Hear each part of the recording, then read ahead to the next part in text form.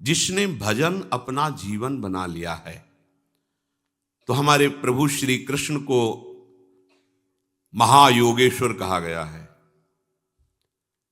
योगींद्रों मुनींद्रों के गुरु कहा गया है। योगींद्र मुनींद्र, जैसे भगवान शंकर से बढ़कर कोई योगी राज नहीं है, श्री सुखदेव जी से बढ़कर कोई मुनि नहीं है। योगींद्र मुनींद्रों के भी परम गुरु भगवान श्री कृष्ण हैं, इसलिए इनको महायोगी राज कहा गया है। महायोग योगेश्वर भगवान श्री कृष्ण जिनके उपास्य देव हैं, उसके अंदर कौन सा योग बकाया रह जाएगा, कौन सा ज्ञान बकाया रह जाएगा, कौन सी स्थिति बकाया रह जाएगी। क्योंकि जिसने इनकी शरण ली वो ऐसा पूर्णतम होता है कि उसमें कहीं से भी किसी भी तरह की कमी नहीं रहती। कि भक्त तो हैं पर इनको ज्ञान नहीं है, भक्त तो हैं पर इनका वैराग्य, वैराग्य का तात्पर्य कपड़ा उतार के घूमना नहीं है, वैराग्य का तात्पर्य शरीर का ही राग नष्ट हो जाना। अब ये कैसे जानोगे भाई, कपड़ा उतार कर फटे पुराने कपड़े पहने तो दिखाई दे रहा है, लेकिन उसने स्थूल सूक्ष्म कारण तीनों शरीरों का राग ही त्याग दिया, ये कैसे जानोगे। ये तो स्थिति प्रज्ञ ही जान सकता है, दूसरा थोड़ी जान सकता है। ये वैराग्य प्रभु प्रदान करते हैं। कुटुम देह ते जाए छूट सब ही विधि नातो, सब ही विधि नातो। ये प्रभु का आश्रय और स्मरण। प्रभु कह रहे हैं मेरा भक्त युक्ततम होता है, सबसे श्रेष्ठ होता है। जो ऐसा भक्त होता है उसे योग भ्रष्ट होना ही नहीं पड़ता है।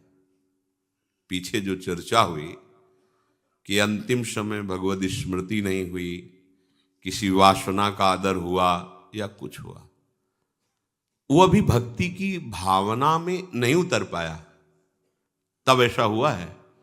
अगर वो पूर्ण भगवद आश्रय लेकर के भजन की ऐसी शैली जिसमें अन्य कहीं कोई मिलावट नहीं है, तो बड़े महिमा की बात कह रहे हैं कि किसी भी कारण से उसका मन अंतिम समय प्रभु से हट गया, अत्यंत पीड़ा या किसी भी कारण से, उसे योग भ्रष्ट नहीं होने देंगे। ये बात देखनी, ये केवल बात उसी के लिए जिसने अन्य साधन का, अन्य का कहीं कोई भरोसा आशा स्थान नहीं है, जिसे थोड़ा भी अपने पुरुषार्थ का बल है, साधना का बल है, अपनी साधना पर विश्वास है, अपनी जितेंद्रियता पर अभिमान है, तो ऐसे के योग भ्रष्ट होने में चांस हैं। लेकिन जिसने केवल भगवान का भरोसा, केवल प्रभु का बल, केवल प्रभु ही अपने हैं ऐसा माना है, और अंतिम समय उसका मन हट गया किसी भी कारण से, तो कह रहे हैं कि अत्यंत पीड़ा या बेहोशी या किसी भी कारण से वो प्रभु को भूल गया, अंतिम फाइनल होता है। अगर आप भूल गए, जो चिंतन होगा वहीं जाओगे, पर इसका ऐसा नहीं होगा। एक खास बात, उस समय स्वयं प्रभु उसकी स्मृति के रूप में जागृत हो जाते हैं। वो भूल गया पर भगवान जागृत हो गए। ये देखो खास बात, ततस्तम म्रियमाणम तु काष्ठ पाषाण सन्निभम अहम स्मरामि मद्भक्तम नयामि परमां गतिम्।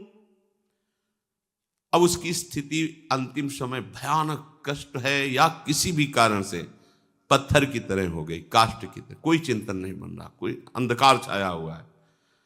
उस भक्त का मैं स्मरण बनता हूं, अहम स्मराम, भगवान स्फुरित होने लगे, उनका रूप, उनका नाम। अब वो नहीं है, वो नहीं कर पा रहा कुछ। उसको उस समय जो गति प्राप्त होती है वो किसी बड़े बड़े योगियों को भी नहीं प्राप्त होती। ये चमत्कार है भगवद आश्रय का। प्रसन्न हो जाना चाहिए बात सुनकर। हमें अंतिम का भी कोई भय नहीं रह गया। अगर हमारी ऐसी कोई परिस्थिति स्थिति कि काष्ठ और पत्थर की तरह हृदय हो गया, कुछ स्फुरण ही नहीं हो रहा, भगवान को भी भूल गए, उस समय प्रभु अपने रूप को प्रकाशित करते हैं, अपने नाम को, अपनी स्मृति को प्रदान कर दे। भगवान स्मृति रूप से स्फुरित होते हैं। ततस्तम म्रियमाणम तो काष्ठ पाषाण सन्निभम तो अहम स्मरामि मदभक्तम नयामि परमाम गतिम। वो ऐसी परम गति को प्राप्त होता है, दूसरा नहीं प्राप्त कर सकता। उस समय भगवान उसका स्मरण बन जाते हैं।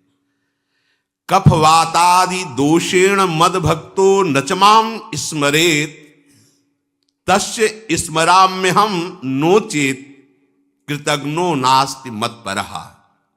जिसने जीवन भर मेरा आश्रय लेकर के भजन करने का प्रयत्न किया है, वो अंतिम समय कफ वात आदि के बढ़ जाने से वो मेरा स्मरण मृत्यु के समय नहीं कर पा रहा है, तो मैं स्वयं उसका स्मरण करता हूं। मैं स्वयं उसकी स्मृति के रूप में जागृत हो जाता हूं। यदि मैं ऐसा ना करूं तो मेरे से बढ़कर कृतज्ञ कोई नहीं हो सकता, क्योंकि उसने मेरा आश्रय लिया है। बात बन गई। भगवान सत्यनारायण कहे गए हैं। सत्संग में कई बार कहा है कि परिहास में भी कभी झूठ नहीं बोलते। प्रभु के श्रीमुख से जो भी निकलता सत्य, जो भी आचरण परम सत्य। तुम अपनी कल्पना से आरोप कर सकते हो, मायाकृत बुद्धि से, पर जब उस रहस्य को जानोगे तो आपको भी अनुभव में आएगा कितने कृपालु प्रभु हैं। ये बात बहुत आनंद प्रदान करने वाली है कि हम हो सकता है किसी भी परिस्थिति में उनको भूल जाए। हो सकता है, दुरंत माया है। प्रभु कह रहे हैं कि मैं बड़ा कृतज्ञ होऊंगा, दोषी माना जाऊंगा कि मेरा होते हुए उसकी दुर्गति हो। पीछे जो चर्चाएं हुई, भजन है भगवान का, पर भरोसा अपने साधन का है। खास बात समझना, इसके ऊपर वर्णन किया है। जिसको थोड़ा भी अपने बल का भरोसा है,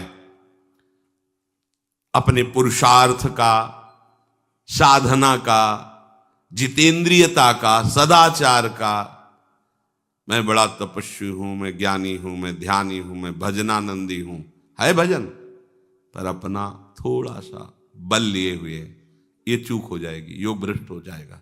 अगर योग भ्रष्ट होता है तो अगला जन्म होगा। लेकिन जिसने केवल प्रभु का सहारा लिया है, सब साधन हो रहे हैं पर भरोसा हमें साधन का नहीं है। कई बार सत्संग में कहा है, हाथ टूट जाए तो कैसे माला चलेगा, पैर टूट जाए ये सब नाशवान है, कैसे परिक्रमा होगी। हम किसका भरोसा करें? केवल प्रिया प्रीतम का। हमारे साधन क्या है? प्रिया प्रीतम। जो बन रहा है जय हो, नहीं बन रहा तो जय हो, हम आपके हैं। हमारी कराह पड़े पड़े आपको ही पुकारेगी, राधा राधा राधा। ये योग भ्रष्ट नहीं होगा। ये खास बात है। ये जल्दी इस बात का परिचय नहीं मिल पाता कि भगवान का भक्त भी कैसे भ्रष्ट हो गया, कहीं ना कहीं साधन का। जब गरुण जी बहुत चिंतित और परेशान से हैं तो महादेव जी के पास गए तो उनका काकभूषण जी के पास जाओ। एकांत में मां भगवती ने कहा कि आप तो सर्व सामर्थ्यशाली, आपने गरुण जी को ऐसे क्यों भेज दिया? आप एक क्षण में उनके समस्त संशयों का निवारण कर सकते हैं। तो उन्होंने कहा, कीन होइस कबहूं अभिमाना, सो खोवन चाह कृपा निधाना। मैं भगवत कृपा से ये मरम जान गया कि इन्होंने कहीं अभिमान किया है नहीं। ये हरिसेवक अति निकट निवासी, गरुड़ महाज्ञानी गुण राशि, इनको मतलब अहंकार कहीं हो गया है। तो मेरे पास से अहंकार इनका दूर नहीं होगा, क्योंकि इनको लगेगा देवाधिदेव महादेव जी के समय जाओ काक के पास, पक्षियों में श्रेष्ठ, इतने बड़े काक के नीचे बैठो जाके और वहां सुनोगे तो तुम्हारा अभिमान नष्ट हो जाएगा। बस बात इतनी है। जो हमारी विचलता होती है, भ्रष्टता होती है, उसका मुख्य कारण अन्य बल होता है। जैसे हमें साधना का बल है तो आओ कसौटी साधना की, हमें तपस्या का तो आओ तपस्या का क्या स्वरूप है उसमें कसो, आप फेल मत होना। अगर आपको जितेंद्रियता कहे तो आ रहे हैं विषय, अब आप निपटो इनसे।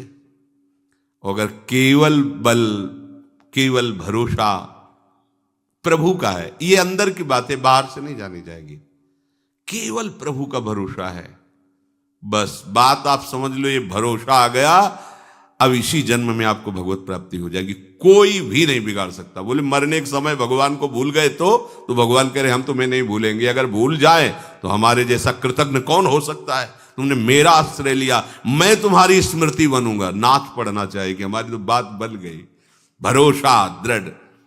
इसीलिए हरिराम व्यास जी कहते काहू के बल भजन को, काहू के आचार, व्यास भरोसे कुंवर के, सोवत पांव प्रसाद। हाँ, मुस्कुराती हुई लाडली जो अंतिम समय आ जाएंगी, चल हम मेरी परिचर्या में रहा है, सेवा में रहा है, मेरे आश्रित रहा है, मेरा होके रहा है, ने कहूं न रिस कहूं भूल हूं न होत सकी।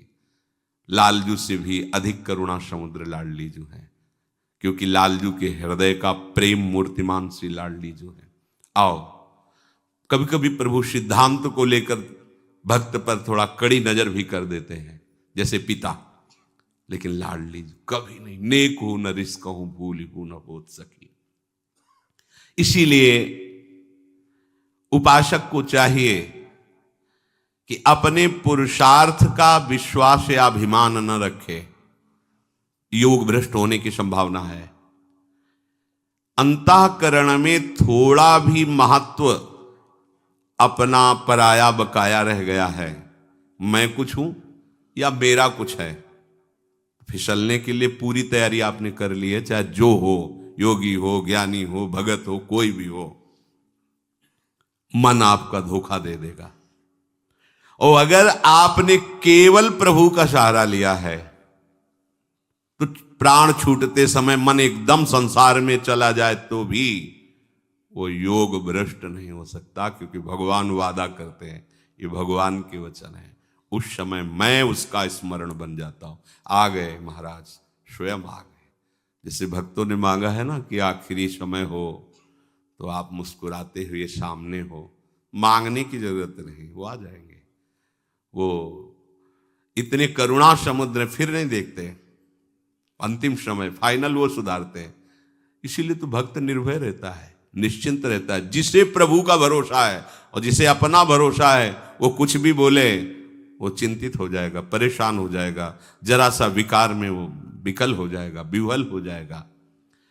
अपने बल का सहारा विश्वास अभिमान ना हो तो मन संसार में जाने पर भी वो योग भ्रष्ट नहीं हो सकता। कारण कि जब मन संसार में जाता है तो भगवान उसको पकड़ करके अपने में लीन कर लेते हैं। अंतिम समय की बात भैया, चाहे जीवन में पढ़ाई लिखाई भले ना हुई हो, अगर नंबर बढ़िया आ जाए तो ये नंबर बढ़िया आ जाएंगे भी। कैसा? जो भगवद आश्रित है। इसीलिए आश्रय तत्व के बराबर कोई बात नहीं है। सबसे बड़ी बात ये अंदर की बात है, कोई बिरला ही आश्रय ले पाता है, ये भी ध्यान रखना। धन का आश्रय, शरीर का आश्रय, सम्मान, न जाने कितना कूड़ा करकट भरा हुआ है, सब बच करके है तो अपनी साधना का आश्रय। इन्हीं के आदेश से भजन होता है क्या? कर लेंगे भजन हम, हाँ आप कर लोगे माना, लेकिन आप कर लोगे ना तो आप पूरा नहीं कर पाओगे, क्योंकि पूरा तो आपसे होता है। आप जब तक रहोगे ना तब तक अधूरे रहोगे, अधकचरे रहोगे। पूरे कब होगे? जब आप सोच लोगे मैं करने लायक नहीं रह गया, अब तो आपके भरोसे आप अब पूरा हो गया। पूरा तभी होता है जब पूरा का पूरा समर्थ होता है। ध्यान रखना, अब मैं किसी योग्य नहीं रहा, नाथ हार चुका हूं, अब आप ही हो, बस जीत गया हो। और जब तक है तो ठीक है, हम 1 महीने को उपवास लेते हैं, ये करते, हाँ करो, बढ़िया मार्ग है, पर अधूरे, क्योंकि आपका कर्तृत्व भाव है तो मूढ़ता छुपी है। अहंकार विमूढ़ आत्मा करता हमिति मन्यते। ये रहस्य सबकी समझ में जल्दी नहीं आता। या रहस्य रघुनाथ कर वेग न जाने कोई, और जो जाने रघुपति कृपा, सब छाती चौड़ी करके घूमोगे। मान लीजिए पक्का अभी इसी क्षण आप ऐसे आनंदित हो जाएंगे अगर ये बात मान लेंगे ना, ये बात बन गई, हम तो लाडली जू के भरोसे हैं। लाडली जी के भरोसे का मतलब हमारे पक्ष में प्रियाजू। अब हमारे पक्ष में प्रियाजू, फिर अब हमारा कौन बिगाड़ सकता है? कौन बिगाड़ सकता है? नहीं, एक किंचन मात्र नागरिदासी जन्म जितायो। लालजू कहते हैं कि हर आज्ञा का इसने उल्लंघन किया है। प्रियाजू जरा से कोई बात नहीं, कोई बात नहीं जाले दो, जाले दो। लाडली जी की भ्रकुटी चढ़ी, अनुल्लेख्यानंता, बिल्कुल काट दिया महारानी जी, ये रजिस्टर फूंक दिया इसका, ये ले। हाँ, हम लोग ऐसे पास होंगे, ऐसे नहीं पास हो सकते, पक्का समझ लो। ऐसे ऐसे प्रश्न है जिनका समाधान ही नहीं है। और अगर आप शरणागत हैं तो ऐसे ऐसे नंबर हैं जो प्रश्न के उत्तर लिखने पर आते ही नहीं हैं, वो केवल उन्हीं के द्वारा दिए जाते हैं। ये मेरा है, अब बोलो क्या? खत्म, सब खत्म। वो बोल देते हैं ठसक से, ये मेरा है, बस खत्म। ये मेरा सेवक है, जैसा मेरे सेवकों का होता है वैसा ही करो। नहीं, आपको तो इसने छोड़ दिया, वैश्या को उसने छोड़ दिया, मैंने थोड़ी छोड़ा, चलो करो। किसकी चलेगी इनके आगे? इसीलिए इनके जैसा कोई कृपालु नहीं। अतः उपासक को यह देखना है कि वो प्रभु पर निर्भर है या अन्य किसी पर, ये ध्यान देना चाहिए अंदर से। हाँ, हरिगुरु चरण सेवा अनुसरहु, अर्चन बंदन संतत करहु, दासंतन कर सुख लाओ। हमारा आश्रय तत्व दृढ़ होना चाहिए। अब इस आश्रय तत्व में जितना अहंकार है वो बाधा पहुंचाता है। वो सांप की तरह फन फैला करके दौड़ता है बार बार। तो जैसे प्रभु नाच नाच करके कालिया के फणों को मर्दन कर दिया, अहंकार चूर कर दिया, ऐसे ही फिर आश्रयदाता हरि नृत्य करते हैं उसके अहंकार पर, चूर चूर कर देते हैं। जो भी कहीं कुछ भी सब मिटिया मेट कर देते हैं। एकदम दैन्यता की मूर्ति वो उपासक हो जाता है, क्योंकि उसको कोई बल ही नहीं। अगर वो कुछ भी सोचे तो क्या सोचे, उसके पास है ही नहीं कुछ प्रभु की सिवा को। तो फिर जैसा जोई जोई प्यारो करे सोई मुहि भावे, क्योंकि उसके पास कुछ है ही नहीं। ऐसा उपासक अभी जीवन मुक्त है। अभी कुछ भी हो, कोई भी हो, कैसा भी हो, अभी जीवन मुक्त है। अभी अंतिम फाइनल उसका अभी इसी क्षण हो गया। बस केवल प्रभु का भरोसा। ये जबान से कहने की बात नहीं है, ये वहां रो के प्रश्न करें, मैं तो प्रभु के भरोसे हूं। जैसे कल प्रश्न हुआ, मैं तो समर्पण किए हूं, फिर हमारा काम क्यों नहीं बना? तो तुम्हारा काम क्या रह गया? तुम रह गए, तुम्हारा काम रह गया। तो समर्पण बकवास को थोड़ी कहते हैं। समर्पण किनका होता है? तन का, मन का, प्राणों का, स्वयं का। तो जब तन मन प्राण स्वयं समर्पित हो गए तो हमारा काम क्या रह गया? अब तो सब वो जाने उनका काम। हमारा काम क्या है वो हमारे, बस इतनी बात दिमाग में रखना। उनका काम क्या है वो देख लेंगे, ये पूरा सब उन्हीं का काम है, वो सब करवा लेंगे जो कुछ जैसे चाहिए। भक्ति योगी को सर्वश्रेष्ठ बताने से सिद्ध हुआ कि जितने योग हैं उनमें पूर्णता में कुछ न कुछ कमी रहती है। संसार संबंध विच्छेद होने से सभी योगी बंधन से सर्वथा मुक्त हो जाते हैं, सभी निर्विकार हो जाते हैं, सभी सुख और शांति आनंद को प्राप्त करते हैं, ये पक्की बात है। परंतु जो प्रभु का अनन्य आश्रय लेकर भजन करता है उसमें और इन सब में अंतर है। इनमें भगवत प्रेम नहीं होता। मुक्त हो जाएंगे, सुख शांति को प्राप्त हो जाएंगे, पर प्रेमी नहीं होंगे। और जो भगवद आश्रित होता है उसको प्रेम, ये सब योगों का श्रेष्ठ योग प्रेम योग है, उसे प्रेम प्राप्त होता है। जैसे उद्धव जी अपने को पूर्ण मानते थे, पर जब प्रेमी गोपी जनों के समीप गए तब उनको अपनी अपूर्णता का बोध हुआ। ऐसे ही जितने भी योग हैं, यहां जो वर्णन किया जा रहा है कि वो निर्विकार हैं, वो मुक्त हो जाएंगे, सुख मिलेगी, शांति मिलेगी, आनंद का अखंड अनुभव होगा, सब ठीक है, पर वो प्रेमी नहीं कहे जाएंगे। ये पूर्णता अनन्य भाव से भगवत भजन करने में ही होती है। आगे प्रभु करुणा करके अपनी तरफ से अर्जुन जी को उपदेश कर रहे हैं। मय्यासक्त मनाः पार्थ, ये बहुत अमृतमय वचन। मय्यासक्त, केवल मेरे में आसक्त, ये बहुत अमृतमय वचन है। प्रभु में आसक्ति ये बड़ी दुर्लभ बात है। अपने कल्याण के लिए योग ज्ञान साधन सब मंगल में है, लेकिन प्रभु में आसक्ति। इसीलिए हरिवंश महाप्रभु कहते अलम विषय वार्तया नरक कोटि बीभत्सया वृथा सुति कथाश्रमो बत विभीमि कैवल्यता परेश भजनोन्मदा यदि सुखादया किम ततः। क्या मतलब? ये विषय वार्ता तो करोड़ों नरकों से भी गंदी क्यों करते हो? और वेद की वार्ता भी मेरे सामने, क्योंकि मेरे लिए तो बेकार है। और ये बड़े बड़े महापुरुष ईश्वर की भक्ति में लगे हैं, इनको भी प्रणाम है, मुझे इनसे भी कुछ नहीं। तो आप हो कहां? परंतु मम राधिका पद रसे मनो निमज्जत। यू वृंदावन शिम कश्चन घनाश्चर्या किशोरी मणिस तत्कंकर रसामृता दे परम चित्ते न में रोचते।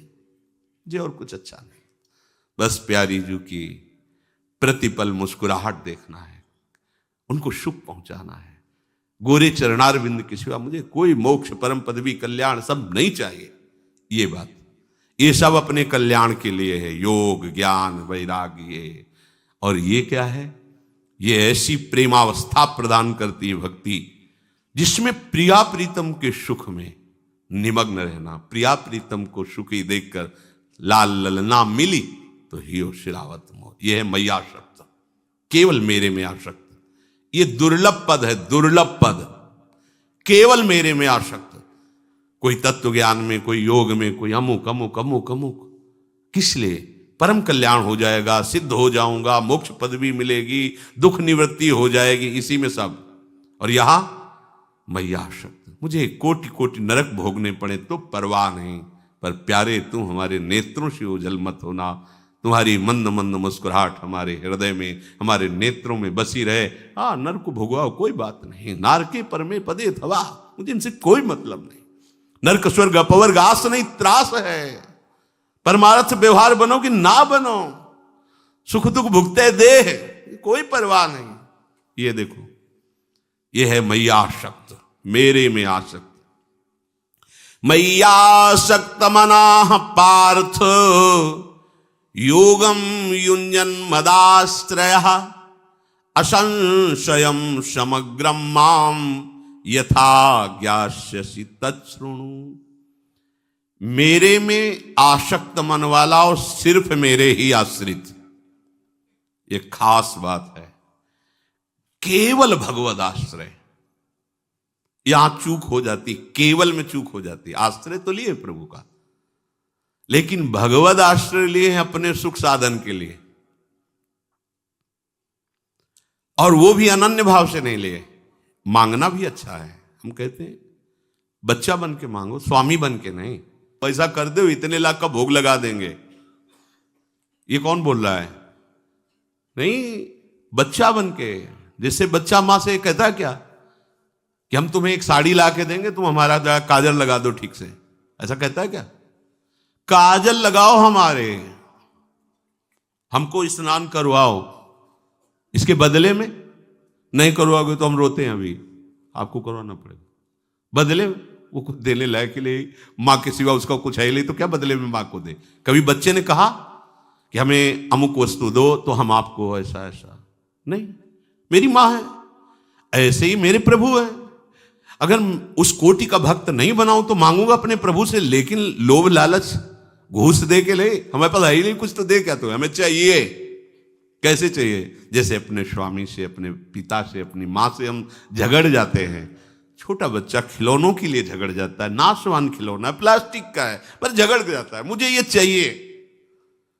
वो ये नहीं कहता कि आपको ये ला के दूंगा, आप हमें ये ला के दो। हम लोग ऐसे ही स्वामीगिरी प्रभु से झाड़ते हैं। फूल बंगला बनवा देंगे, आप ऐसा कर दो ना, ये वाला मुकदमा जितवा दो, अगले साल 100 ब्राह्मण खवाएंगे, ऐसा ऐसा। और आपको ये क्या, वो कौन बोल रहा है? बच्चा बोल रहा है क्या? बच्चा, प्रभु गलती हो गई, प्रपंच में फंस गया हूं, एक बार निकाल दो नाथ, बस आपका भजन करूं, आपके आश्रित रहूं। मांग सकते हो, आप उनके बच्चे हो, उनके जन हो, आपको कोई भी बात है अपने प्रभु से कहो, पर स्वामी बन के नहीं, दैन्य भाव से सेवक बन करके। और आगे चलकर जब आप समझ जाओगे तो मांग ही मिट जाएगी। मैयाशक्त मना, प्रभु में आसक्त। ये जानते हो कैसे होती? भगवत चर्चा सुनने से होती है, ये किसी और साधन से नहीं होती। प्रभु में सीधे आसक्ति भगवत चर्चा से। बड़ा सुंदर प्रसंग है मैया शक्त का। श्री करमेती बाई जी, मतलब ऐसा स्वरूप है प्रभु की आसक्ति का, इनका आश्चर्य होता है। ऐसा तो केवल भगवत अवतारी महापुरुषों में ही प्रेम होता है। कैसा समर्पण प्रभु के प्रति, कैसा त्याग। और ये हुआ है भगवत चर्चा श्रवण से।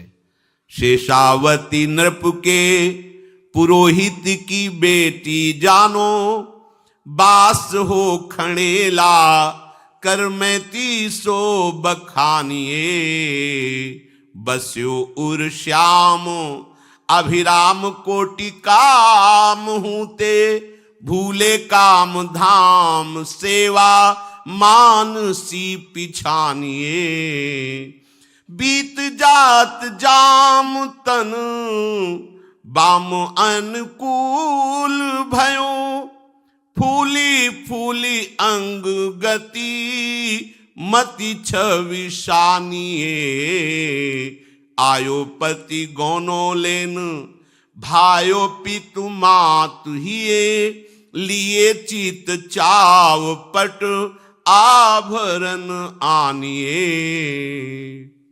करमेती जी शेखावत राजा की पुरोहित श्री परशुराम जी की पुत्री थी। इनका निवास स्थान खंडेला राजस्थान।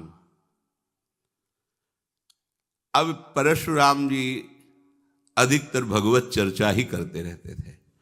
नियम से प्रभु की जहां चर्चा होती वहां के परमाणु ऐसे हो जाते हैं, जैसे कागभूषुंड जी नियम से भगवत चर्चा रोज करते थे, तो वहां प्रवेश होते ही माया का विकार नष्ट हो जाता था। गरुड़ जी के जितने संशय से जाते ही खत्म हो गए, प्रश्नोत्तर तो बाद में हुए, आते ही उन्होंने कहा जिसलिए आया था वो तो खत्म हो चुका। वो ऐसा भगवत नाम कीर्तन भगवत चर्चा का प्रभाव होता है। अब प्रगट भी उन्हीं से हुई और बचपन से बैठ करके भगवत चर्चा सुनती रही। कैसे कोई बच पाएगा? भगवत चर्चा नियम से सुने और महाभागवत के घर में जन्म हुआ, कैसे कोई बिना भक्ति के रह सकता है? उनके हृदय में चर्चा सुनते सुनते एक बात बैठ गई बाल्यावस्था में ही, कि प्रभु श्याम सुंदर ही अपने जीवन साथी हैं और तो सब मायाकृत है। पर क्या है कि लोक व्यवहार का, समाज में जीने का बड़े बड़े विद्वान आदर करते हैं। कैसे जिया? ठीक है वो अंदर का भाव, पर बाहर से तो पहले क्या था कि हमारी पुत्री पवित्र रहे और इसका जीवन पवित्रता पूर्वक निर्वाह हो, इसलिए यौवन अवस्था के आने के पहले ही ब्याह कर दिया जाता था। ब्याह होके वो ससुराल नहीं जाती थी, माता पिता के पास ही रहती थी, और जब पूर्ण यौवन अवस्था को प्राप्त होती तब वो गौना किया जाता था, गवन, ससुराल भेजा जाता। तब तक ससुराल नहीं, पर उसका पति हो गया है, उसके मन का आश्रय मिल गया है, उसको इधर उधर मन दौड़ाने के लिए कोई रास्ता, बहुत विवेक पूर्वक धर्म पूर्वक चलने वाली बात यह है कि अभी किशोर अवस्था की तरफ पदार्पण हुआ और ब्याह हो गया, निश्चित हो गया तुम्हारा पति ब्याह। अब अपने मन को एक सही रास्ते पर, सही दिशा पे चलाना है। पति पत्नी का संयोग नहीं, वो जब यौवन अवस्था के 18-20 इस पे गौना होगा, पर ब्याह 10-12 इतने पे ही हो जाता था, क्योंकि वो पवित्र बनी रहे, उसकी मन की धरा एक धर्म पूर्वक चले, ऐसी पहली मर्यादा थी। ऐसा ही करमेती बाई के साथ हुआ। ब्याह तो पहले ही हो गया, पर अब जब ये 16 वर्ष की हुई तो इनके गवने का संबंध, ससुराल भेजने के लिए, तो उनके ससुराल पक्ष के लोग आए। बड़ा उत्साह हुआ परशुराम व्यास जी को, बेटी का अब गौना होगा, और राजपुरोहित थे, धन की कोई कमी नहीं थी। सुंदर सुंदर आभूषण पोशाकें खरीदी जाने लगी। जब इनकी ये बात पता चली कि कल ससुराल चली जाएंगी, ये भगवत कथा जो आज बचपन से लेकर अभी तक सुनती रही, ये छूट जाएगी, उनको पता था ससुराल पक्ष में एक बार भी रामकृष्ण हरि नहीं बोला जाता, वहां कोई भगत नहीं, बस वही संसारिकता है। कैसे जियोगी? प्रभु की चर्चा नहीं। ये व्यास जी चर्चा करते थे, इसलिए संतों का आगमन होता रहता था, तो दिन भर भगवत चर्चा चलती थी। परशुराम जी चर्चा बंद किए तो संत जन परस्पर चर्चा कर रहे, ये बच्चेपन से सुनती रही। अनुराग इतना श्री कृष्ण से बढ़ गया था कि अब चर्चा के बिना जी नहीं सकती। बावरो सो रस में फिरे खोजत नेह की बात, बावरा पंचा कोई प्यारे की बस बात सुनाता रहे, ये प्रेमी जन ही जानते हैं। अब उनके हृदय में इतनी पीड़ा हुई कि कथा छूट जाएगी, भक्ति छूट जाएगी, क्योंकि अभक्त के घर जाना होगा, वहां किसी भी तरह की भक्ति नहीं। अब क्या करूं? शरीर तो स्त्री शरीर है, जाना ही पड़ेगा। अगर भाव भजन भक्ति नष्ट हो रही तो ऐसा जीवन किस काम का? और ऐसा पति आजु किशोर सुघर सो लागे, रूप विवश पति पागे, काली बुढ़ाए होए जर जर तन, झगरत मोह न त्यागे। आज धनी कल रंक, आज है फिर है नाही, करिए से सो प्रेम होए नहीं, सुख जग माही। आज सुहागिन बन के फूली, भूली जग सुख पाई, काल अभागिन बन के रोवती, नाते ये दुखदाई। याते बली बैरागिन बसिए, वृंदावन रजधानी, परम पुरुष सर्वेश्वर नागर, पति सब दिन सुखदानी। विचार किया करमैती जी ने कि आज तो किशोर अवस्था का पति बड़ा सुघड़ अच्छा लगेगा, और कल इसका रूप बिगड़ेगा, कल बुढ़ापा आएगा, ये जर्जर होगा, मोह से रात दिन पिशा, जीव कैसे शांति को प्राप्त कर सकता है? आज इसका सुहाग भर के फूली फूली, कल विधवा होगी, मरेगा, ये मरण धर्मापति है। आज धनी है, कल भिखारी हो सकता है। ऐसा क्या बरवरूं? ऐसे पति के लिए परम पति का त्याग कर दूं? नहीं। अब तो बस जीवन का सार यही है कि नंद नंदन हमारे पति हो, और उनकी राजधानी वृंदावन हमारा घर हो, वही हमारा जीवन हो। ये समय से आज जवान है कल बूढ़ा होगा, आज जीवित है कल मरेगा, क्या ये विचार उसी के आ सकते हैं जो भगवत अनुराग में है। भगवत चर्चा सुनते सुनते प्रभु में ऐसा अनुराग हो गया कि ये परमहंसों की सोच है, ये गृहस्थों की सोच नहीं है, ये किसी स्त्री की सोच नहीं है, ये भगवत प्रेमी महात्मा की सोच है, किसी दूसरे जी। ये मीरा जी की सोच है जो करमेती जी के अंदर है। ऐसे बर को क्या बरूं जो जन्मे मर जाए, क्या इसको? नंद नंदन पदार विंदयोर, मंद मंद मनुजायता मन, मुंच मुंच विषये सुवासना, किंच किंच तदुदीर्यताम वचः। महापुरुषों ने कहा ये सब धर्म है, परम धर्म है प्रभु को प्राप्त करना। श्री नंद नंदन के चरणारविंद में धीरे धीरे अपने मन को लगा दो, धीरे धीरे विषय वासना का त्याग कर दो। शनै शनै जिसको छोड़ते जाओ पुनः कभी मत पकड़ो। धीरे धीरे से भगवान नाम में रुचि पैदा करो। जीवन की सार्थकता इसी में है। ये जन्म मरण का जाल संसार के संबंधों से छूटने वाला नहीं और पुष्ट होने वाला है। जन्म मरण जहां लगी जग जालू, संपत्ति विपत्ति कर्म अरु कालू, धरनी धाम धन पुर परिवारू, सरगु नरकु जहां लगी व्यवहारू, देखिए सुनिए गुनिए मन माही,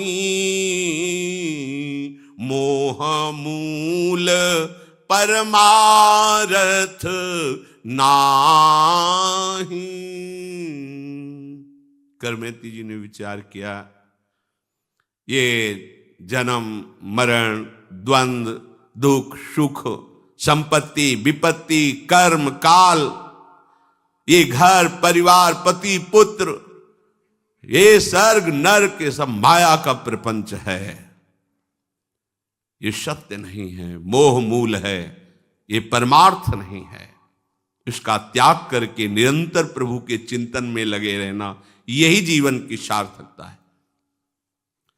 वो मन में अपने श्याम सुंदर को बिठा करके सुंदर अर्चना वंदना अर्थात मानसिक सेवा में भी तन्मय हो जाती थी। मन और बुद्धि का जब प्रभु में समर्पण हो जाता है, फिर उसकी एक भी वृत्ति ऐसी नहीं रहती जिससे वो संसार का पोषण कर सके, एक भी वृत्ति नहीं रहती। भगवत इच्छा से शरीर चलता रहता है, पर उसकी वृत्ति नहीं रहती, संसार के लायक नहीं रहती, वो ऐसी अवस्था को प्राप्त हो जाता है। माता पिता के मन में तो बड़ी प्रसन्नता है, लेकिन करमेती जी के हृदय में भारी क्षोभ हुआ। सुबह जाना है, पर्यो सोच भारी, कहा कीजिए बिचारी,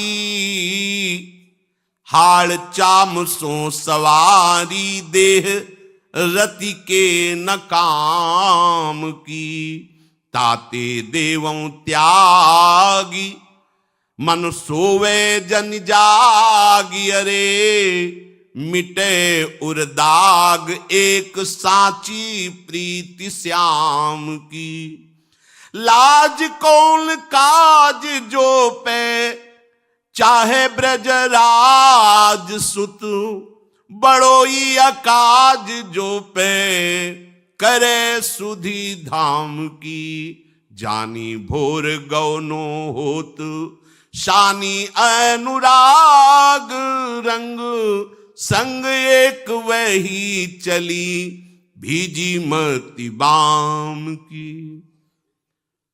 अब तो सुबह जाना ही है ससुराल। विचार में डूब गई, हमें क्या करना चाहिए?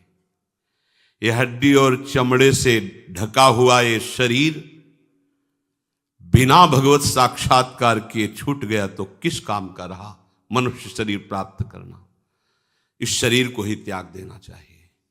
अगर प्रभु से विमुक्ता हुई तो मैं कैसे जी पाऊंगी? बहुत विचार आने लगे, क्या करूं? अरे मन, तू जाग, सो मत, अब मत सो। ये मन को जगा दिया, जाग, इस स्वप्न प्रपंच में मोह प्रपंच में अब मत फंसना। ऐसा जगा दो फिर सो न जाऊं, अपने को निष्काम प्रेमी बनाऊं, मैं आपको चाहूं और पाऊं, संसार का भय कुछ रह न जाए। अय मन, तू इतना आनंदित होगा प्रीतम को प्राप्त करके, देख लेना, तू मेरा साथ दे। ये मन को जगा दिया। श्याम सुंदर ही सच्चे पति हैं, श्याम सुंदर ही सच्चे मित्र हैं, वही सत्य सुख देने वाले हैं। अय मन, तू समझ जा, ये संसार के रिश्ते, ये प्रीति मिथ्या है, दुख देने वाली है। ब्रजेंद्र नंदन श्री कृष्ण को प्राप्त करने की जब ठान ली तो आप लोक लज्जा क्या, लोक व्यवहार क्या। यदि मैं अपने घर से, परिवार से, कुल से मोह करती हूं तो अब अकाज हो जाएगा, श्री कृष्ण से बिछुड़ना हो जाएगा। करमेती जी ने निश्चय कर लिया कि अब हमें परम पति के यहां गमन करना है, सांसारिक हाड़ मास के पति के नहीं।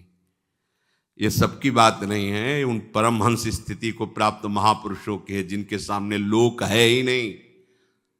ये साधारण स्थिति नहीं है। जा शरीर माही तू अनेक सुख मानी रहो, ताही तू विचारिया में कौन बात भली है। मेद मज्जा मांस रग रग में रक्त भरो, पेटहू पिटारी सो में ठोर ठोर मली है। हाड़न सो भरो मुख हाड़न के नैन नाक, हाथ पांव सो सब हाड़न की नली है। सुंदर कहते आही देख जन भूले को, भीतर भंडार भरी ऊपर तो कली। ऊपर की पुताई है, अंदर भंडार मलमूत्र का भरा हुआ है, इसमें राग नहीं। नाशवान शरीर प्रेम के योग्य नहीं है। बरबरिए गोपाल जो मारो चूड़रो अमल हो जाए, ये कोई परमहंस ही बोल सकता है। दूसरे बातों से नहीं होगा, ये बातों से नहीं, ये बहुत ऊंची स्थिति की बात है। हाँ, ये चर्चा सुन के भाग पड़े घर से, ऐसे नहीं। स्थिति होनी चाहिए, बिना स्थिति के लिए मनमानी आचरण भ्रष्ट कर देगा, ध्यान रखना। लौकिक हाड़ चाम का पति नहीं, अब तो श्री कृष्ण दिव्य बपू। अभी तक कहीं कोई संसार के सुख का संयोग नहीं है। बाल्यावस्था से भगवत चर्चा सुनते हुए भगवत अनुराग में स्थित है। हृदय में निश्चय कर लिया, अब हमारे जीवन का उद्देश्य केवल श्री कृष्ण है। अगर कहीं भक्ति होती ससुराल में, तो शायद विचार में शिथिलता आ जाती कि वहां भी संतों के दर्शन होंगे, ठाकुर सेवा होगी। वहां बिल्कुल इसके विपरीत था। निश्चय के भाग चलो, वहां तो बड़ा सब सामग्री, उत्सव, खान पान की सामग्री और रिश्ते नातेदार भी आ चुके हुए थे। रात्रि में सब सो रहे हैं, सुबह गवन होगा, उत्सव मनाया जाएगा, और इनको तो भारी विरह। अब ये आधी निसी निकसियों बसी ही ये मूरत सो, पूरत स्नेह तन सुधि बिसराई है। भोर भयो सोर पर्यो, पर्यो पितु मातु सोचु, कर्यो ले जतन ठोर ठोर ढूंढी आई है। चारों ओर दौरे नर आए ढिग ढुर जानी, ऊंट के करंक मध्य देह जा दुराई है। जग दुर्गंध को ऐसी बुरी लागे, जामे वो दुर्गंध सो सुगंध सी सुहाई है। करमैती जी का निश्चय पूर्ण हुआ, भाग चलो। ऐसा ही होता है, भागो भागो इस संसार से, प्रभु के अनुराग में डूबो। ये भगवत कृपा से ही होता है, ये सिखाने पढ़ाने से नहीं होता। ये सिखाने पढ़ाने से मरकट वैराग्य होता है। बाबा जी बन गए अनुकूलता के लिए, भोगों के लिए, और जहां प्रतिकूलता आई तो ये लो अपनी लकुट कमरिया बहुत है नाच, फिर मनमानी आचरण। ये मार्ग ऐसों का नहीं है, ये प्राणों की बलिहार करके चला जाता है। अब हर कष्ट हमारे लिए सुंदर सुंदर सुख सामग्री होगा। हर विपत्ति, हर अपमान, निंदा, तिरस्कार, ये हमारी पूजा होगी। हम इस मार्ग में इन्हें पूजा की तरह स्वीकार, जैसे लोगों की पूजा होती है सुख पूर्वक सहते, ऐसे ही सुख पूर्वक अपमान, निंदा, सब कष्ट सहेंगे, पर हम अपने इस प्रेम के पथ से कभी डिगेंगे नहीं।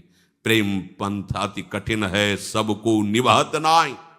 ये सबके बस की बात नहीं, सब कोई कर सकता है, पर भगवद आश्रय और इतना दृढ़ कि बस अभी प्राण चले जाएं तो कोई परवाह नहीं, ऐसी स्थिति।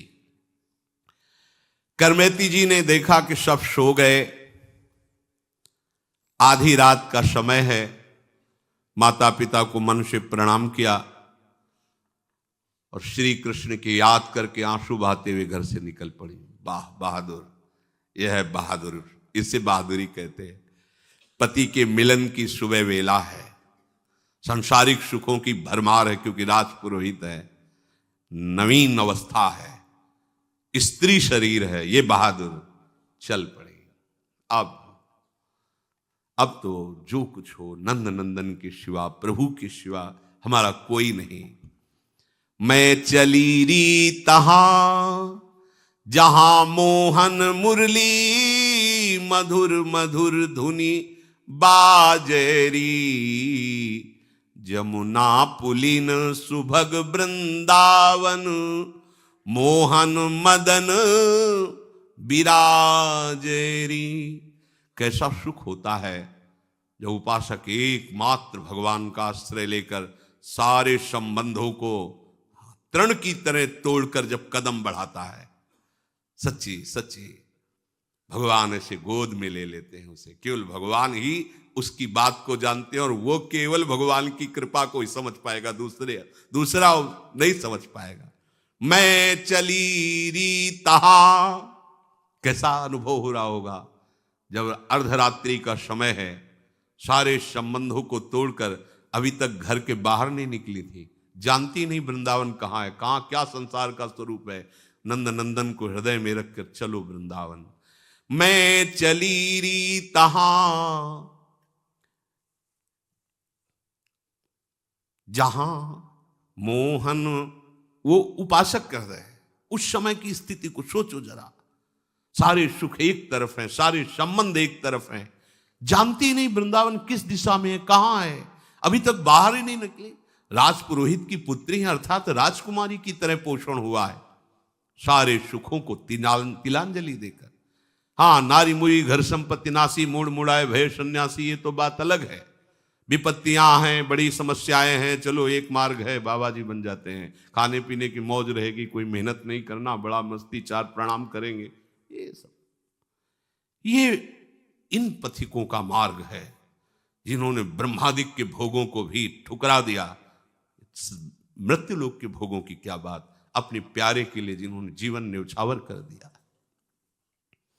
मैं चली री तहां जहां मोहन मुरली, मधुर मधुर धुनि बाजेरी, जमुना पुलिन सुभग वृंदावन, मोहन मदन विराजेरी, सजन नील घन श्याम बरन तन,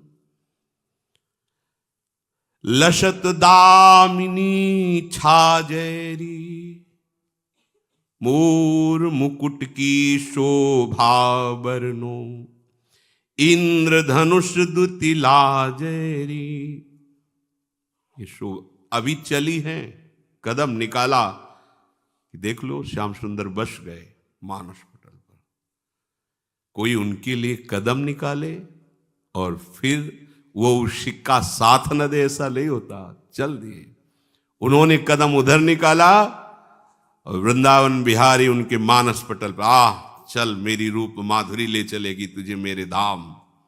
देख रहे सजल नील घनश्याम शोभा प्रभु की, मोर मुकुट की अद्भुत शोभा, घूंघरवारी अलके झलके, चंदन तिलक ललाटरी, अमल कमल दल मंजुल नैना, जोवत है मम बाटरी, कुंडल किरण कंठ कौस्तुभ मणि, आनंद मुख्य प्रकाशीरी, देखे बने वह चरण धरन गति, कौतुक कुंज निवासीरी।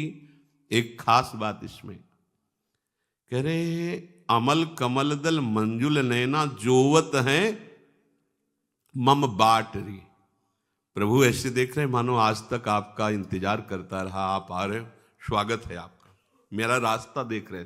अगर आप प्रभु के लिए रास्ता देख रहे हो तो प्रभु आपका रास्ता देख, कि आप एक कदम निकाल के तो देखो मेरे लिए, मैं तुम्हारे साथ हूं। सुंदर प्रभु की शोभा, जाको मन मिल रहो कृष्ण सो, ताकी अकथ कहानी री, कहे भगवान हित राम राय प्रभु, सुमिरन मांझ समानी री। प्रभु के ध्यान में उनकी रूप माधुरी का पान करते हुए घर से निकल पड़े। उपासक को अपनी समझ पुष्ट कर लेनी, बस ये खास बात है। ये जो खिचड़ी पना है ना, परमार्थ के भी पथिक बनते हैं, निवृत्ति मार्ग के भी पथिक बनते हैं, प्रवृत्ति का पूरा बोझा ढोरे। ये प्रेम गली अति साकरीता में दोनों समय, इसमें प्रपंच का बोझा नहीं होता। ये बोझा छोड़ो, डार भार पे भार, परम धन राधा नाम, एकमात्र अपने प्रीतम का चिंतन, प्रीतम का भरोसा, प्रीतम का आश्रय, प्रीतम के प्यार में। ये कोई कठिन बात नहीं है। कठिन इसलिए पड़ रही कि हमने अपने प्यार को विभाजित कर दिया नाशवान संसार के देह और भोगों में।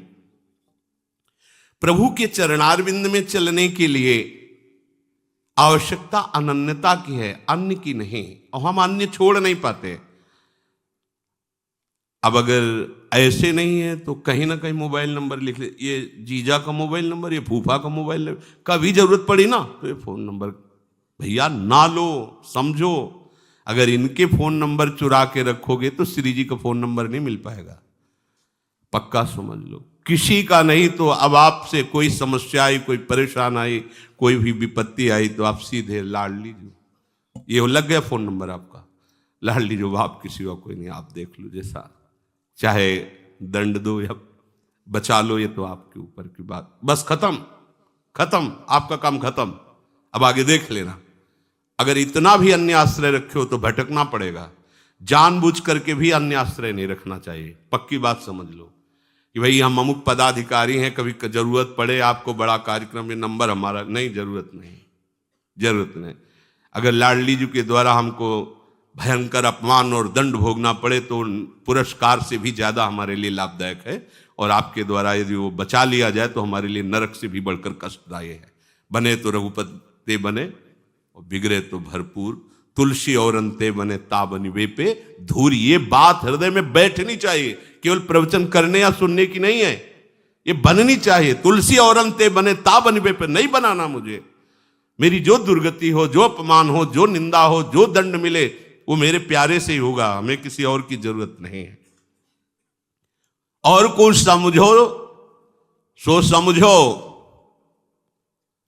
हमारी इतनी समझ भली, ठाकुर नंद किशोर हमारे ठकुराइन वृषभानु लली, शुभलादि सब सखा श्याम संग, श्यामा संग ललितादि अली, ब्रजपुरवास शैल बन बिहरत कुंजन कुंजन रंग रली, इनके लाड़ चाव सेवा सुख भाव बेली रस फलन फली, कहे भगवान हित राम राय प्रभु सबते इनकी कृपा भली। और को समझो सो समझो, हमको इतनी समझ भली, ठाकुर नंद किशोर हमारे ठकुराइन, बस दूसरा संबंध नहीं।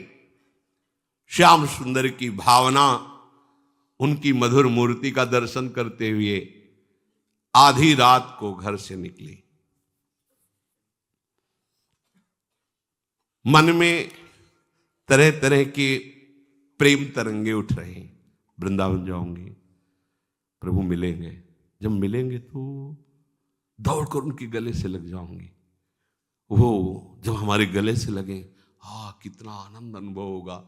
अखिल लोक चूड़ामणि भगवान मुझे गले से लगाए, हम उनके चरणों में लिपट जाए। एकदम सामने वो रूप है और ये प्रेम तरंगे, और कदम बाहर निकल। देखो ये किसी साधना से नहीं होता, आश्रय से। एकदम प्रभु के भरोसे कदम निकले तो प्रभु छा गए। ये बात है। ये जो इतने वर्ष हो गए भजन करते हो, हमें अभी भगवान नहीं मिले या आनंद नहीं मिला या हमारी मानसिक दशा नहीं पटली, तुम खुद देखो भरोसा किसका लिए हो? प्रभु का भरोसा लिए हो? अपने शरीर का, अपनी बुद्धि का, अपने आचरण का, अपनी साधना का? तो आओ फिर उसकी कसौटी है, उस पर कसो। और एक भरोसा तो कदम निकालते ही देखो, ऐसा करना नहीं है, इसमें निष्ठा देखिए। चिंतामणि ने तिरस्कार कर दिया, प्रभु के लिए चल पड़े, कोई रास्ता नहीं।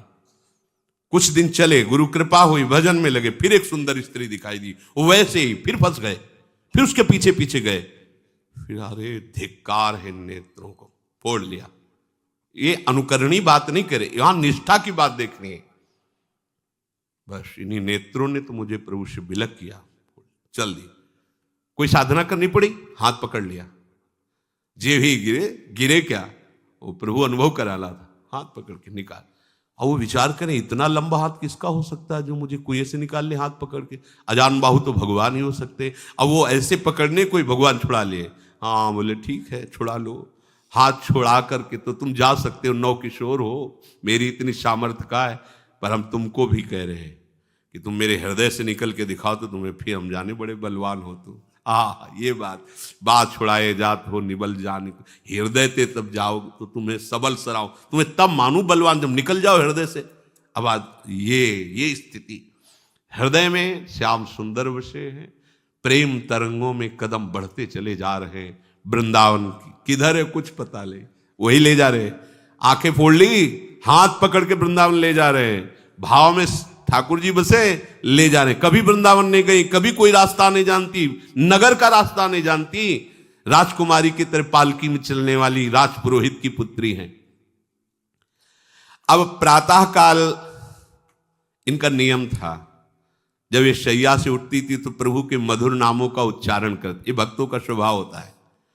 जैसे विभीषण जी उठे तो प्रभु का नाम कीर्तन, हनुमान जी को पता चल गया महाभागवत है, क्योंकि उठते ही नाम उच्चारण करना ये महाभागवत का लक्षण होता है। कोई आवाज ही कमरे से नहीं आई।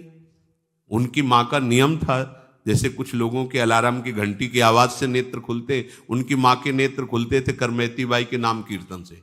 आज नाम कीर्तन ही नहीं। सोचा रिश्ते नातेदार आए, शायद वो विलंब से सोई होंगी, वहां कमरे में गई तो करमेती बाई नहीं। अब तो हलचल हुई हृदय में कि रिश्ते नातेदार, अब पूरी खोज पूरे घर में नहीं, हाहाकार मच गया। करमेती कहां गई पता नहीं। माता पिता को बड़ा दुख हुआ, सबसे बड़ा दुख की ससुराल वाले क्या उत्तर, लड़की भाग गई, कहां भाग गई, किसके साथ भाग गई, क्या कैसे उत्तर। ये लोक व्यवहार बड़ा विचित्र होता है। उन्होंने जहां तहां ढूंढा, पूरे नगर में बहुत से दूतों को दौड़ाया, क्योंकि राजपुरोहित थे, सूचना तुरंत, राजा के राज सैनिक भी लग गए, तुरंत खोज की। क्योंकि मतलब ये सबसे बड़ा अपमान लोक में माना जाता है कि ससुराल वाले लिवाने और लड़की भाग गई। अब ये प्रमाण कैसे दे कि श्री कृष्ण को लेके भागी है या संसार के राग, कौन उनको बतावे। ससुराल वाले वैसे ही भक्त नहीं थे। करमेती बाई जी ने देखा कि राज सैनिक घोड़ों से आते दिखाए, उनको लगा कि पिताजी का ही ये भाव होगा, क्योंकि उनके सब अनुकूल हैं राजा, तो सब सैनिक मुझे ही ढूंढने के लिए आ रहे होंगे। अब मुझे क्या करना चाहिए, ये तो बिल्कुल समीप आ रहे हैं। तो वहीं एक मरा हुआ ऊंट का कंकाल था, ऐसे गीधों ने मांस खा लिया था, चमड़े से ऐसे ढका हुआ कंकाल, अंदर पूरा पोला हो चुका था, सियार गीधों ने मांस खा लिया था, भारी दुर्गंध। अब भागने का अवसर नहीं, क्योंकि राज सैनिक घोड़ों से आ रहे हैं, तो उसी के अंदर घुस गई। मरे हुए ऊंट के ऊपर पूरी चमड़ी लगी हुई है, अंदर का मांस गीध और सियार कुत्तों ने खा डाला है, भारी दुर्गंध, उसमें घुस गई।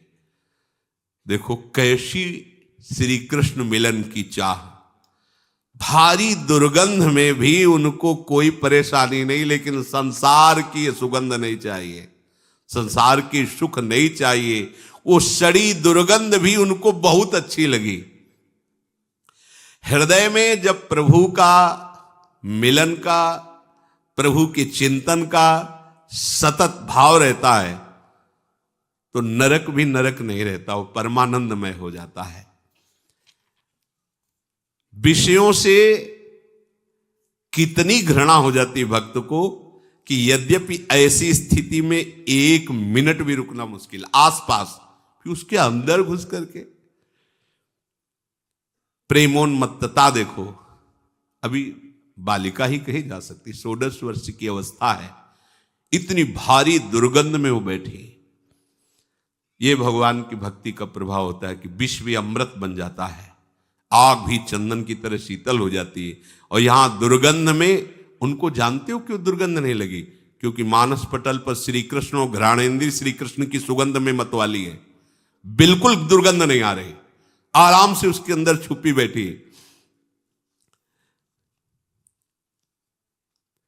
3 दिन 3 रात्रि ऊंट के खोल में, क्योंकि बराबर कर्मचारी जो राजकीय हैं वो खोज रहे हैं, अगर कहीं भागी तो पकड़ी जाएंगी। 3 दिन 3 रात, गजब की बात है। उस भारी दुर्गल अंदर, अच्छा वहां कोई खोज नहीं सकता, कोई सोच भी नहीं सकता कि इसके अंदर करमेती वायु कैसे, कोई ऐसे वहां तो आसपास कोई नहीं जाएगा, भारी दुर्गंध है। बीते 3 दिन वा करंक ही में संक नहीं, बंक प्रीति रीति ये कैसे करी गाइए। आयो को संग ताही संग गंग तीर आई, तहां सो अनहाई दे भूषण बन आइए। ढूंढत परशुराम पिता मधुपुरी आए, पतेले बताए जाए माथुर मिलाइए। सघन विपिन ब्रह्म कुंड पर बर एक, चढ़ी करी देखी भूमि असुआ भिजाइए। करमेती जी ऊंट के कंकाल में 3 दिन 3 रात व्यतीत की, भूख प्यास दुर्गंध सबसे। यहां क्या हालत है अपनी, प्रभु को क्षण क्षण में आदेश करते रहते हैं, ये व्यवस्था ये व्यवस्था, ये अनुकूलता वो प्रतिकूलता। क्या हमारी भक्ति है? महापुरुषों के चरित्र सुनने से अहंकार का चकनाचूर हो जाना निश्चित है। भक्त चरित्र यही, अहंकार को मिटाने के लिए भक्त संग, भक्त वाणी, भक्त चरित्र, दूसरा कोई उपाय नहीं। तिनकी संगति रहते। अब क्या भक्ति अपनी इन महापुरुषों के आगे, देखो क्या भक्ति है। जैसे हम पहाड़ के नीचे खड़े हो ऐसे देखे तब लगेगा हम कि, ऐसे ही हमें लगता है हम बहुत लंबे चौड़े हैं, और जब हम पहाड़ के नीचे खड़े होते तब क्या लगता है, अरे हम क्या, ये पहाड़ हैं भक्ति के। 3 दिन 3 रात न खाना न पीना, भारी दुर्गंध में श्री कृष्ण अनुराग, श्री कृष्ण मिलन के लिए। यद्यपि हम लोगों ने इससे भी ज्यादा कष्ट सहा है। मां के गर्भ में 9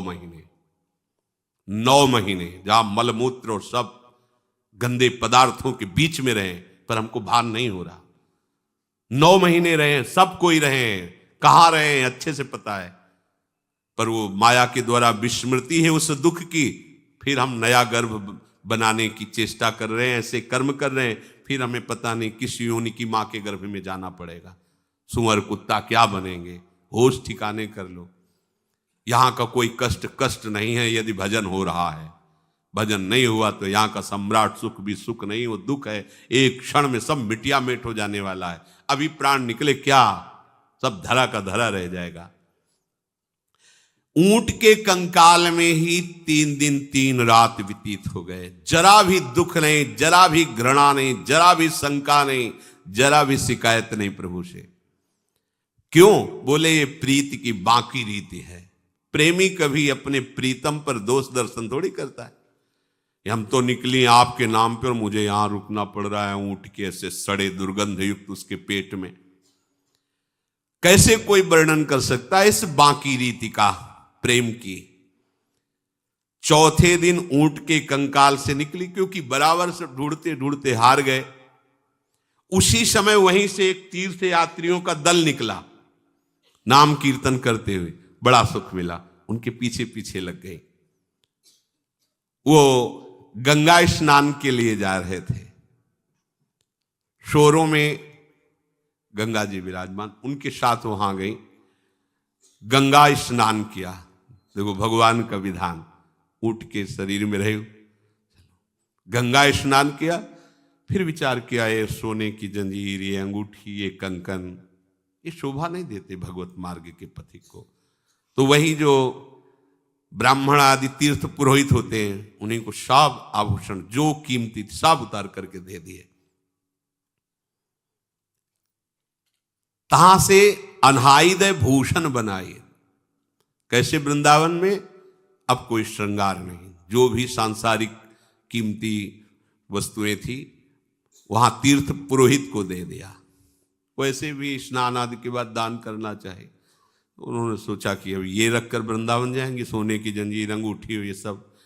देखो, भगवत मार्ग में चलने के लिए हम अगर रजोगुणी वस्तुओं का सेवन करेंगे तो हमारे अंदर भजन की जो विक्षेप वृत्ति है वो बनी रहेगी। बार बार भजन में मन नहीं लगता, ये विक्षेप वृत्ति है। हमारा भोजन, हमारा वस्त्र, हमारा शरीर, इस पर बड़ा सहयोग होता है भजन पर। इसलिए जैसे रज लगाए हो सात्विक वृत्ति से, ऐसा। और आप अगर देखो बाहरी कंपनियों में बने हुए वो सब ट्यूब आदि, ऐसे वो क्या कहते हैं उसको, क्रीम रीम, ऐसे पाउडर, और ओठों में, ये भजन करने वालों को तो नहीं। संसार में तो जरूरी है आप अपना, लेकिन अगर भजन मार्ग में चले हो और आप ये सब बाह्य श्रृंगार, हम इसे निंदनीय नहीं कह रहे, पर आपके भजन में सहयोगी नहीं भी होंगे। गृहस्थ में, प्रवृत्ति मार्ग में, संसार मार्ग में इनका अस्तित्व है, इसीलिए बने हुए हैं, लेकिन भगवत मार्ग में इनका अस्तित्व नहीं है। अगर ये सोने की जंजीर, अंगूठी, कड़ा, ये सब ना, तो आपके अंदर रजोगुण बना रहेगा, अहंकार बना रहेगा, भजन में विक्षेप होता रहेगा। भजन के लिए तो अत्यंत दैन्य चाहिए। भजन के लिए तो ऐसी भी स्थिति आती है कि तिलक लगाने का भी होश नहीं रह जाता है। वो लिखन्ति भुजमूल तो न खलु शंख चक्रादिकम विचित्र हरि मंदिरम न रचयन्ति भालस्थले लसत तुलसी मालिकाम दधति कंठ पीठे नवा गुरुर भजन विक्रमात्क इहिते महाबुद्धया।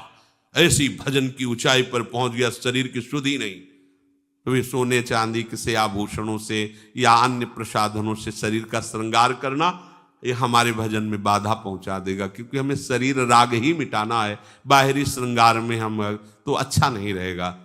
करमैती बाई ने अपने आभूषणों का, राज पुरोहित के कुल में थी तो सब सुंदर सुंदर श्रृंगार थे, उन्होंने वहां के तीर्थ पुरोहित को दे दिया। अब परशुराम जी ने विचार किया कि श्री कृष्ण की रूप माधुर्य वृंदावन बात सुनकर के वो विकल हो जाती थी, तो वो और कहीं नहीं जा सकती, वो वृंदावन ही जाएंगी।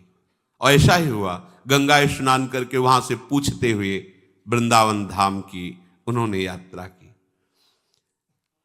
और वृंदावन धाम में जो अच्छे आभूषण आते वही उतार देते, यहाँ के कपड़े भी उतार दिए।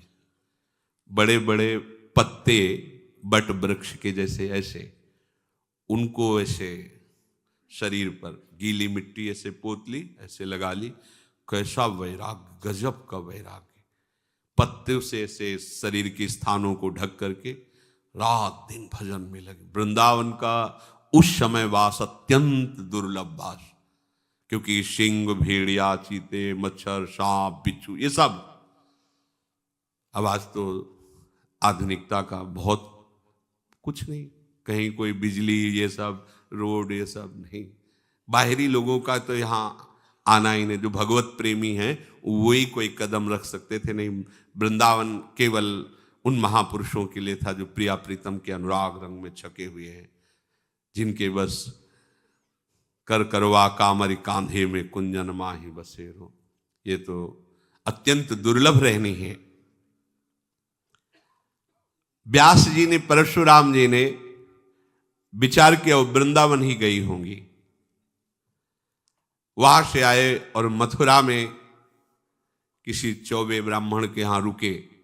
वहां पता लगाया तो उनका, हाँ, कुछ दिन से चर्चा में है कि एक नवयुवती वृंदावन में आई हुई है और बड़े वैराग्य से रह रही है। तो उनका, वो हमारी बेटी ही होगी। चल, अब वृंदावन में ऐसे खोजना थोड़ी था कि ऐसे, तो वो पेड़ों पर उनके साथ आए और पेड़ों पर ऊपर चढ़ करके दूर दूर तक देखते। ऐसे नहीं घूम सकते थे आप, सघन वृक्षावली।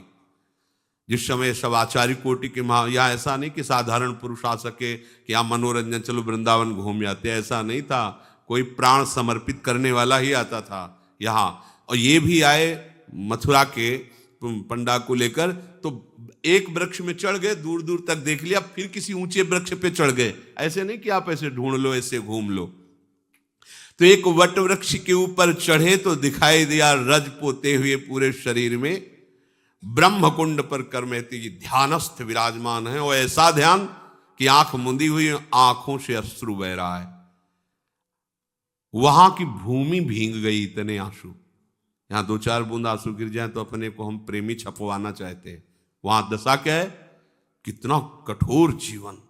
ये आंखों से अश्रुओं की धार बह रही, भूमि गीली हो गई। देखो इसमें वर्णन क्या है कि देखी भूमि अश्रुआ भिजाइए, ऊपर से देख रहे हैं बट वृक्ष से, वहां की भूमि गीली सामने की दिखाई दे रही। इतना श्री कृष्ण प्रेम में अश्रु प्रवाह हो रहा है।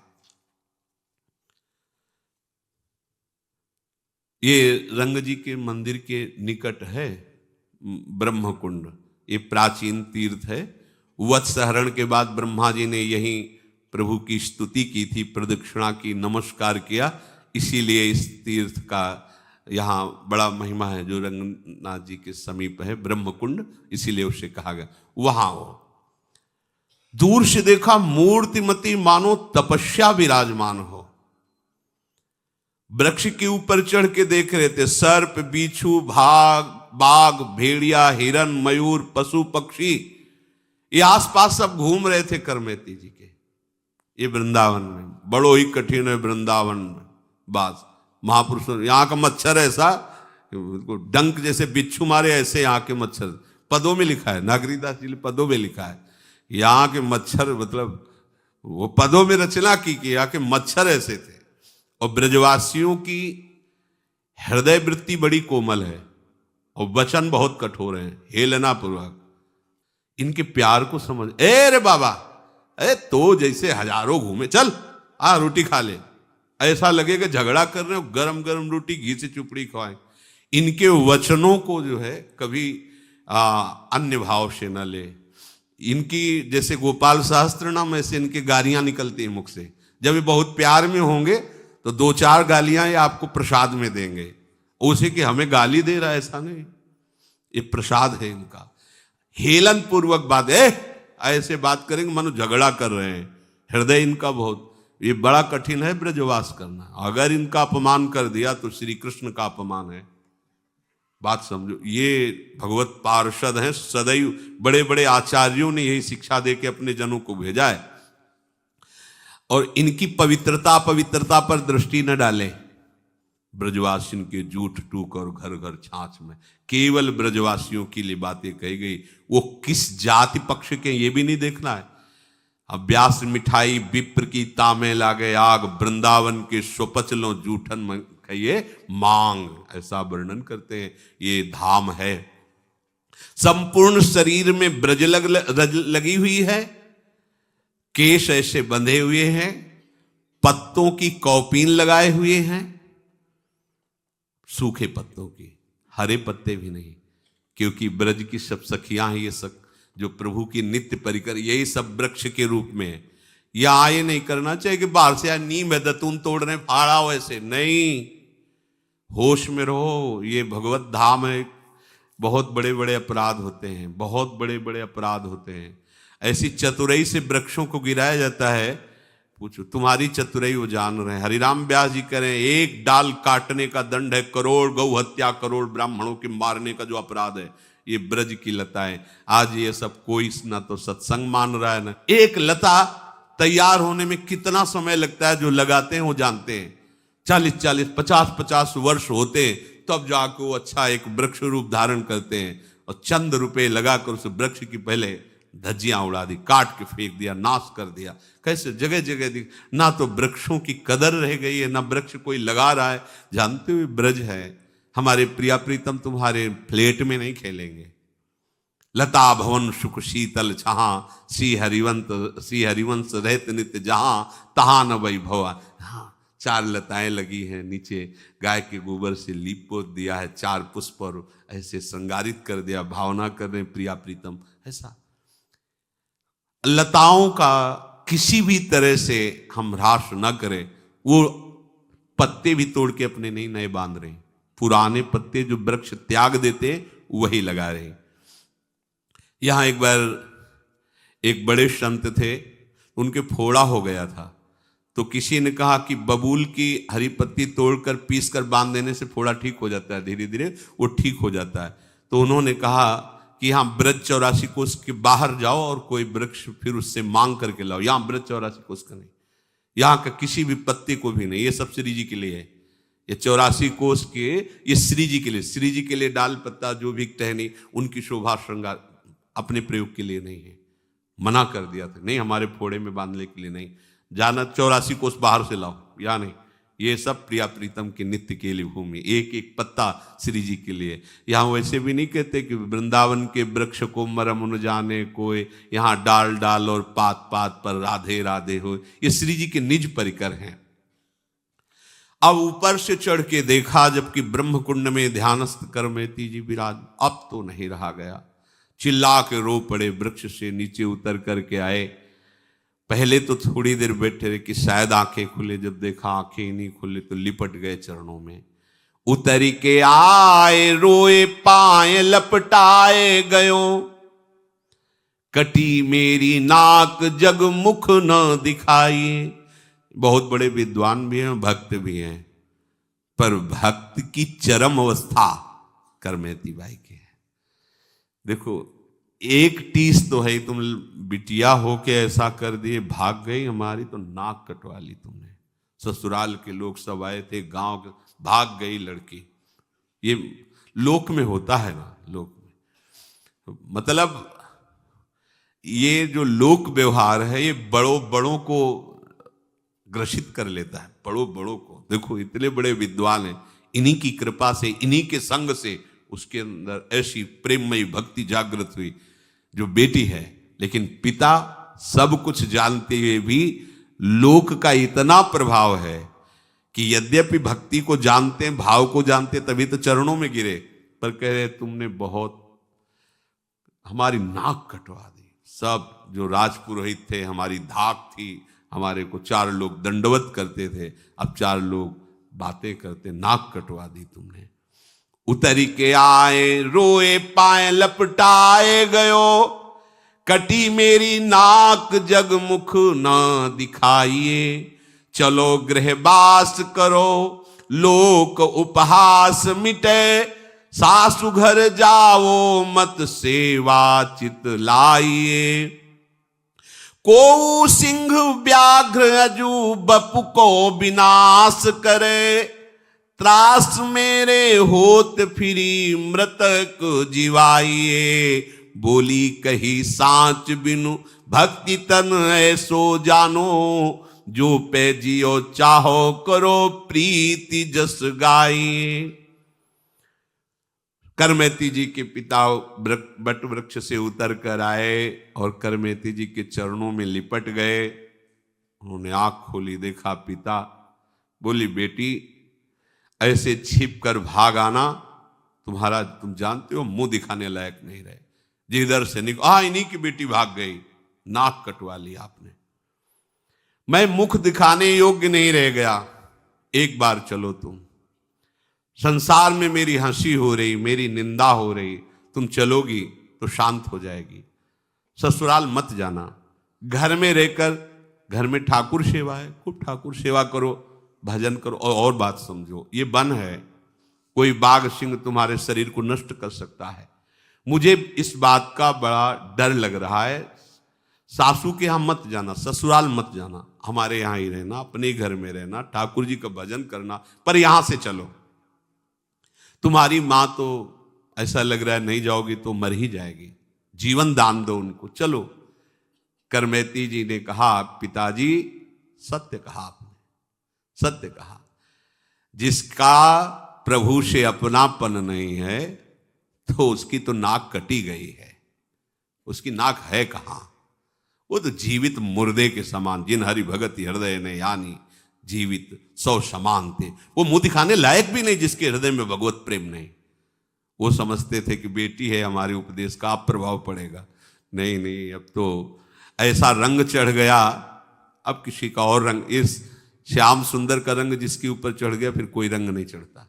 वैसे भी कारी कांवर पर कोई दूसरा रंग अपना प्रभाव नहीं दिखा पाता। आप जीवन चाहते हैं तो मैं जो कहती हूं करो, प्रभु का यशगान, प्रभु का नाम कीर्तन। ये बात छोड़ो आप ऐसे भक्त होकर कि संसार में अब हम मुंह दिखाने लायक नहीं रहे।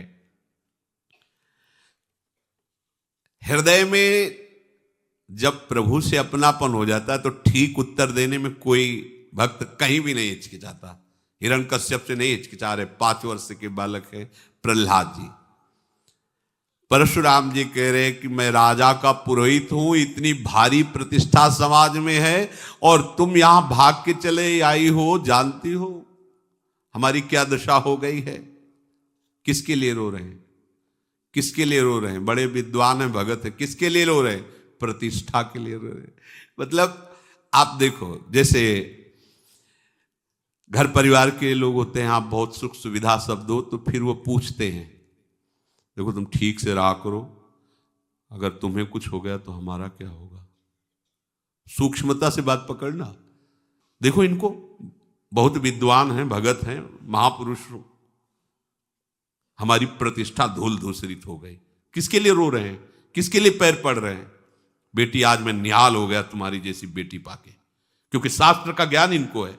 तुम भगवान की ऐसी भक्ता, अब मुझे कोई परवाह नहीं, पर तुम्हारे शरीर को इस स्थिति में देखकर मुझे कष्ट हो रहा है कि तुम्हारे शरीर को ऐसी पीड़ा ना, कितनी सुकुमारता से पली हो, तो थोड़ी बात समझ में आवे कि चलो एक भी शब्द, भय दिखा रहे कि व्याघ्र सिंह हो सब तुम्हें खा जाएंगे, चलो तुम्हारी माता जीवित हो जाएगी, हमारी इज्जत बच जाएगी।